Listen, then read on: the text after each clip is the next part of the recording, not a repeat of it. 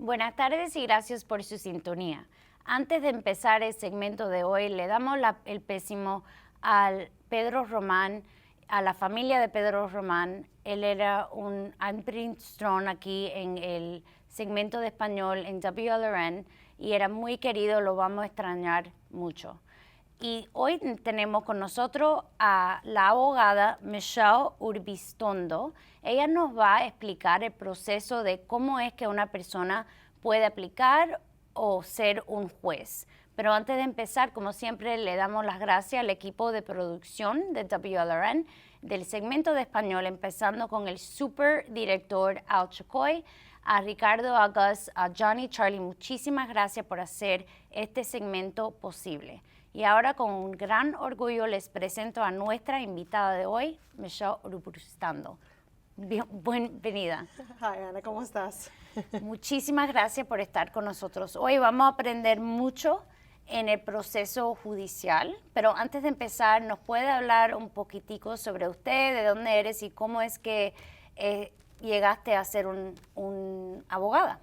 Yo nací en Miami, me crié en Miami, nunca me he ido de Miami. Me estudié acá, o sea, high school fui a La Salle, estudié en Florida International University, en FIU. También me quedé para la Escuela de Derecho aquí en San Tomás. Y fue en San Tomás donde la pasión de la ley en sí lo vi. Empecé la carrera en el 2012 en el rumbo de las leyes civiles. Y para los televidentes, las leyes civiles pueden ser muchas cosas. O sea, eso es un término muy general y incluye lesiones personal, deudas, casos familiares también están incluidos en ese rumbo de casos civiles. Pero eso fue mi concentración. Y y trabajé en varios bufetes, que en todos los bufetes fueron bufetes que le sirvieron al público. Yo trabajé varios años en un bufete específico donde el cliente del bufete era el ciudadano de Miami-Dade County. Era la persona que le hacía falta con una bancarrota, que estaba perdiendo la propiedad en un foreclosure, que tenía dificultad con el matrimonio. Y después de trabajar en esos rumbos, yo también tuve la oportunidad de abrir mi propio bufete y desde 2018 estoy por mi cuenta trabajando y dándole servicios a los ciudadanos de Miami-Dade County. ¿Y hay algo específico que se enfoca a su bufete?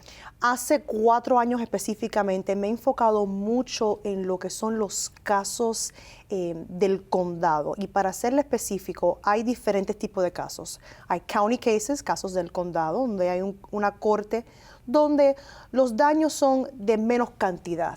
Entonces hay casos circuitos donde los daños son, o sea, millones, mucho más. Y por esa experiencia que tuve en comienzo de mi carrera, he podido darle servicio a los clientes, específicamente en deudas, colecciones, bienes raíces, específicamente hablando de desalojo, contratos de bienes raíces, y también he tenido experiencia en casos familiares de divorcio, ese tipo de cosas. Tiene mucha experiencia en diferentes ramas de la ley. Sí. Y como mencionaste que hay una diferencia entre los casos que son del condado y también el circuit. Y eso todo depende, normalmente todo depende en el monto que está o recuperando o te están demandando y eso tipo de, bueno, requisitos. La palabra que depende de dónde vas a ir, a qué corte vas a ir, es jurisdicción, jurisdiction. Y hay un mínimo y un máximo de cada corte. En los casos del condado tenemos, por ejemplo, small claims, donde son daños pequeños, son tarjetas de crédito que yo lo veo todos los días. O sea, yo voy a dos cortes diferentes todos los días lidiando con casos de colección, donde le doy un ejemplo al público. Una persona por el tema de COVID, que esta ciudad se ha tenido un gran una gran pérdida, o sea, económica, y muchas personas sufrieron por el tema de COVID, y ahora estamos viendo muchos casos de colección. Y en small claims vemos, por ejemplo, personas que tenían que dejar de pagar su tarjeta de Best Buy, tenían que dejar de pagar un credit union, un préstamo con un credit union, y esos son los casos que diariamente me estoy enfocando. Y no importa en qué jurisdicción cae su caso, siempre va a ir delante de un juez, ¿correcto? Siempre. Ahora depende de la corte, basado en ese mínimo, el máximo de la demanda, depende de qué tipo de juez vas a estar enfrente, pero en sí el caso se maneja de la misma manera. Hay procedimientos legales, como usted sabe, que uno como un litigante, como un demandante, tiene que mirar, y siempre va a ir delante de un juez, o un juez de Miami-Dade County, de un county court, de una corte del condado, o de un juez de una corte circuita, del circuit court. Y ahorita tiene las intenciones de ser juez. ¿Nos puede hablar qué la inspiró a hacer esta decisión? Varios. Sí, el programa no es tan largo, pero específicamente fue durante ese promedio de tiempo de COVID. Yo vi el impacto que pasó en específicamente en Miami-Dade County con las personas. Vimos, yo creo que fueron 178,000 casos que se sometieron después de COVID a Miami-Dade County. Esa cantidad de casos, para la cantidad de jueces que teníamos en ese momento, se leía imposible, no por falta de poder manejar sus casos, pero hay que tener una organización, un conocimiento de cómo manejar esos casos, y yo me siento que yo estoy ahora en esta posición con mi experiencia disponible y lista para tomar esa gestión de ser juez, de poder servir al público, manejar esos casos. Porque imagínate, si tú haces una demanda y tú eres uno de los 178,000 casos, estás sentando esperando un resultado. Entonces, para poder proteger los derechos del público, hay que tener un juez listo, con conocimiento, que puede manejar eso. Y por esa razón, durante el 2020 yo pensé mucho, hablé con mi esposo y mi familia, y como familia tomamos la decisión que esto para mí es el próximo paso. Sí, y es muy importante también de notar que usted tiene mucha experiencia en muchos ramas de la ley, pero específicamente con el crédito y cuando te dan demanda porque no puede pagar. Hay muchas cosas que muchas personas sufrieron, no solamente por el trabajo durante COVID, pero a la misma vez el condado de nosotros, el sur de la Florida, muchas cosas se pusieron mucho más caro. So, eso también quizá está trayendo mucho más casos de tarjeta de crédito o falta de poder de pagar ciertas deudas. 100%, y específicamente en la corte del condado estamos viendo esos casos. Tú ves los casos de las personas que no pueden pagar sus deudas, siendo tarjeta de crédito, siendo préstamos. Tienes los casos de desalojo, donde la persona ya no ha podido pagar la renta por X razón, o porque perdió el trabajo, o porque le dio COVID y no pudo recuperar, siendo uno de esos casos. Y específicamente en la Corte del Condado se lidian esos casos. La Corte del Condado para mí es la corte del público. Es donde típicamente la persona va a tener una experiencia, va a tener la oportunidad de ir a la corte. Y para mí es sumamente importante tener un juez que tenga ese conocimiento, que entiende que la persona que está delante de uno a lo mejor no tiene la economía de poder tener un abogado, retener un abogado. Entonces, tener ese conocimiento, tener la experiencia que yo he tenido en mi carrera, gracias a Dios, de poder servir al público y entender al público, para mí es una de las grandes razones por qué me estoy ejerciendo para jueza. Explícanos, Michelle, ya hablaste con la familia, hicieron la decisión, sí. Usted se va a postular o va a ser juez. ¿Nos puede explicar qué fue el primer paso? Vamos a suponer que tenemos televidentes en la casa que quieren ser juez. ¿Qué deberían saber para tomar esa decisión y también para hacer el primer paso? Lo primero es que la ley dicta que un abogado tiene que ser abogado por 5 años antes de poder poner el nombre para consideración. Y hay dos formas que una persona puede ser juez. Está lo que es la elección pública, que para mí es un derecho que le dan al público, bueno, de este país, para poder elegir quién va a servir como juez, quién va a tomar esas decisiones específicas, importantes, que impactan a uno. Está la elección donde estoy yo ahora. Está entonces el procedimiento de aplicación, donde, como ejemplo, un juez se retira. No hay elección, entonces, para no tener el espacio ahí, el vacancy, puedo decir, el gobernador asigna una persona, un abogado que ha tenido por lo menos experiencia de 5 años para servir como juez. Después tiene que hacer una elección para, concretar esa asignatura, pero uno puede aplicar a algo que se llama el Judicial Nominating Committee, un comité de abogados que están asignados por el gobernador, que revisen aplicaciones. O sea, es un proceso bastante largo, complicado en el aspecto es que te están investigando todo, y para mí eso es una de las... un procedimiento excelente, porque están mirando la habilidad, la calificación de ese individuo. De ese momento pasas de una entrevista en Miami a Tallahassee, y ahí te reúnes con el departamento, con la oficina del gobernador, y te hacen todas las preguntas adecuadas para asegurarse que la persona que tienen enfrente está calificada para tomar esa posición de apuntarse.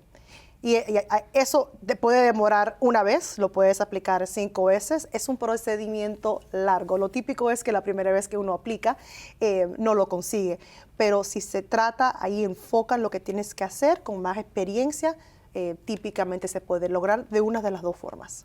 Y mencionaste que le preguntan, cuando ya llega al nivel de Tallahassee, sí, hay una serie de preguntas que le preguntan. ¿Nos puede hablar sobre cuáles son el típico pregunta que le dan? Sí, yo justamente fui a Tallahassee ahora en enero. Fue la primera vez que apliqué por el Judicial Nominating Committee y fui durante ese proceso, me calificaron bien y pasé a Tallahassee. Y cuando llegas ahí, es un panel y te están preguntando preguntas específicas sobre leyes, cómo vas a aplicar esa ley a un ejemplo que te dan. Y la razón por qué te hacen esas preguntas es porque quieren saber el método que tú tienes. Quieren saber cómo vas a analizar el caso, a cómo llegas al resultado que llegas. No necesariamente importa el resultado como tal, pero cuáles son las herramientas que tienes para entonces llegar a ese resultado. O sea, es una entrevista bastante larga. Para mí era no difícil no es la palabra, pero claro, uno se siente ahí ansiosa y era divertido. Para mí era como una práctica a lo que uno debe de esperar. Te dan unos facts, te dan un papel con algunos detalles y te dicen, aquí está la ley, ¿qué haces tú en este caso? ¿Cuál es su determinación? Y lo dices. Increíble. A mí me daría miedo o no sé, me siento incómoda, pero eso es, that's incredible. Yeah, pero es interesante. Muy interesante. Y hay una manera de practicar o quizá, no sé, ¿usted sabía que eso iba a pasar? Yeah. Ok, te preparaste. O sea, mentalmente, Sí. físicamente. Uno como abogada, y eso es algo que a lo mejor también el público beneficia de esto, uno como abogada nunca deja de estudiar. Siempre estás revisando casos, resultados, para ver cómo el análisis se hizo. Y eso te ayuda en el futuro si quieres hacer jueza, si tienes esa oportunidad. Pero la ley no es algo como un molde que hay un tipo de persona que sirve para ser abogada o sirve para ser jueza. Te doy un ejemplo de una de las mejores amigas mías. Ella no se puede parar en un cuarto y dar una discusión. Ella se siente muy incómoda entrar en una sala y hacer un discurso, un argumento delante del juez. Ella es abogada, pero el tipo de trabajo que ella hace es transactional, es contratos, revisar documentación, sentarse con un cliente, hacer un contrato, revisar una póliza de seguro. Hay diferentes moldes, diferentes tipos de abogados que existen. Entonces, si uno se siente, por ejemplo, que no puede hacer esa discusión, que no se siente cómodo entrando en una corte, pero le encanta lo que es la ley, lo que es el argumento, de tener la habilidad de resolver el problema. Quizás ese tipo de un transactional attorney, y hace falta todos tipos de personas para ser abogados. Sí, muchísimas gracias por decir de eso, porque muchos de nuestros televidentes, ellos ven la televisión, ven la corte, ven los juicios, el jurado, y es muy, it's exciting, pero a la misma vez no necesita ser una persona que puede hablar o quiere hablar, puede ser una persona que hace como mencionaste, transactional, real estate, closings, contrato, esas cosas, es lo mismo, tiene que ser abogado para hacer esas cosas, pero no tiene que ir a corte, no es litigio. Right. Hay esos dos tipos de abogados. Muchísimas gracias por notar eso, porque eso es importante para nuestros televidentes saber. También mencionaste que había otro método de hacer juez, que si no es hacer apuntado, también puede correr, no sé si esa es la correcta palabra, como pero elección, con elección. Ajá. ¿Nos puede hablar sobre ese proceso? Y también quiero saber, ¿es posible hacer los dos procesos? Sí, y eso es recomendado. Yo hice los dos, o estoy haciendo los dos. Pero hablamos sobre la elección, que es lo que me has preguntado. La elección es una elección pública. Eso llega en las puertas de todos los ciudadanos de Miami-Dade County. Usted vive en Miami-Dade County, es ciudadano, tiene la habilidad de votar, te va a llegar un boleto, o puedes ir a votar a sus jueces. Cada 6 años los jueces tienen que ir a elección, cada 6 años. Por ejemplo, te doy el ejemplo mío. Mi elección sería para agosto. Todos los candidatos judiciales que se quieren apuntar para esa elección tendrían que ponerse en el ballot, en el sistema de las elecciones de Miami-Dade County antes del día del 26 de abril a las 12 de la tarde. ¿Quién está contando?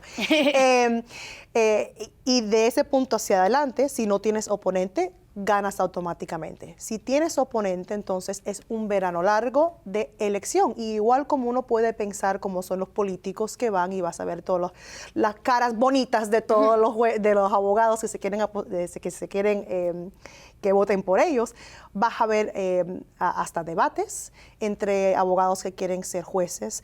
No es político, nosotros no somos políticos, no hay determinación si uno es republicano o demócrata, porque nosotros somos neutrales, tenemos una ética diferente de los políticos que están corriendo. Así que no es tan sexy, mejor dicho, la palabra de elección, pero es igual. Entonces, en agosto tendría el público la oportunidad de votar y elegir el juez que desea en el asiento, y podemos hablar de eso, de la asignatura específica que está abierto para esa elección.